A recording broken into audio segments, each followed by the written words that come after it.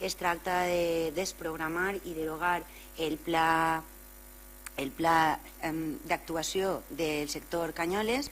El que aconseguim amb aquest pas, que com he dit no és el final sinó és un pas intermig, el que aconseguim és desprogramar el sòl.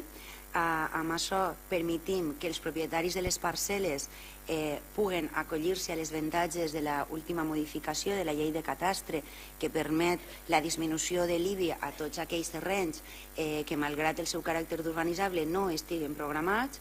I el següent pas, evidentment, és instar la modificació puntual del Pla General d'Ordenació Urbana en este sector i en altres de la ciutat. Per tant, crec que aquesta és una prova del que va ser el treball del nou equip de govern en matèria d'ordenació del territori. És un deute que tenim a la ciutat d'iniciativa, reconduir la situació d'especulació a paràmetres de normalitat on els terrenys que tenen ús agrícola tornen a ser agrícoles.